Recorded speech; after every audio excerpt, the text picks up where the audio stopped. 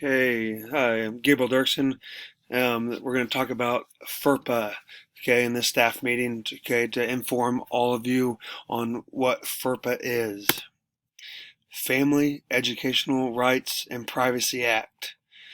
FERPA is to protect student records. What is FERPA?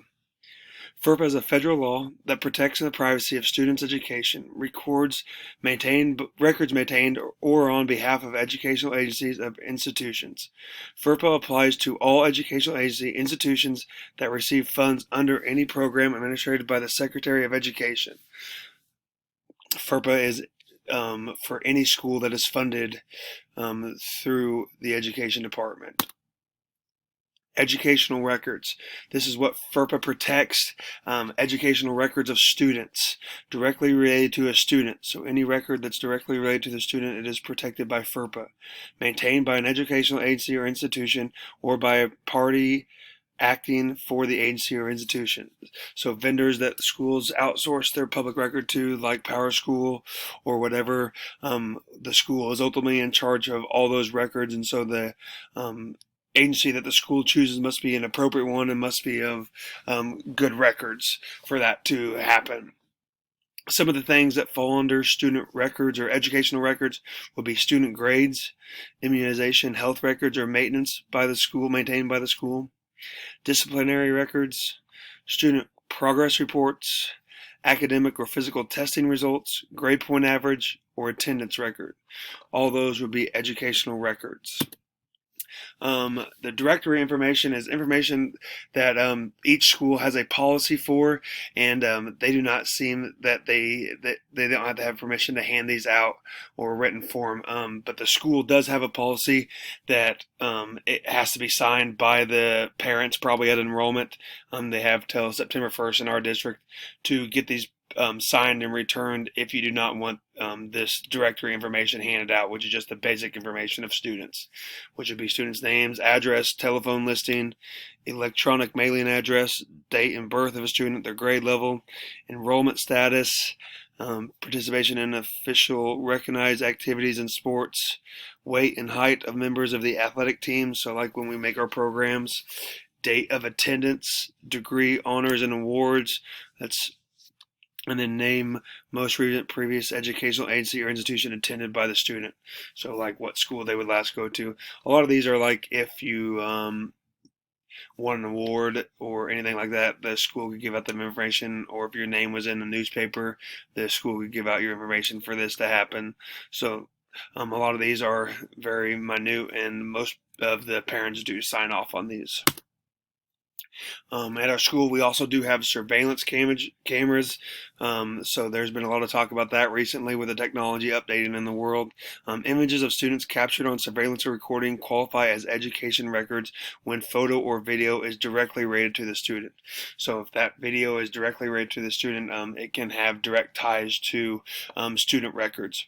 Recordings are provided to and then maintained by the school. They become education records.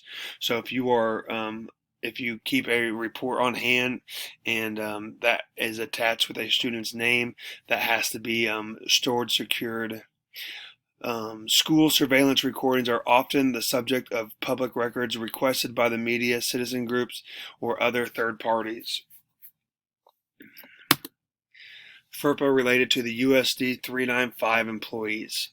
So something we have accessible to us at our hand in the elementary school is that we do have a paper shredder. So any document that has student privacy records on it, IEPs, discipline forms, those all need to be documented and then shredded at the end of the year.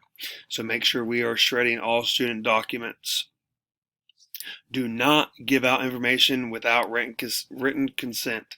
If we don't know who the legal guardian is, make sure you just have to ask. So you cannot give out any information without written consent.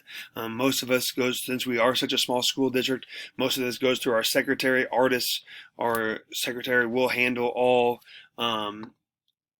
student transfer requests and all of that with the legal document side of that, but make sure you are not giving out any student information. Store student files and information in a safe place. If you're storing hard copies, locked filing cabinets are a good place. Make sure they're not out on your desk and visible for other students to see, because that is a privacy infringement. So make sure you are storing them in a safe place where only you can access them, or in a safe place that you know students are not going to get to. As a district, is it our job to screen the vendors? Any third-party outsourcing we would do, like a PowerSchool or anything like that, that would have student information or student grades on it, we have to do a great job of making sure that information is locked and secure, because that is on us if it was ever happened to leak. At our schools, most of this responsibility falls on secretaries. Even though we do not deal much as a staff member, you will not deal much with student records, transferring them, but you do have them to your access. So that means you just need to keep those for your information, how they're doing in the class. Those do not need to be something publicized or talked about amongst one another. When we do talk about students in emails, make sure you use their abbreviation. So for me, Gabriel Dirksen, you would say regarding GD.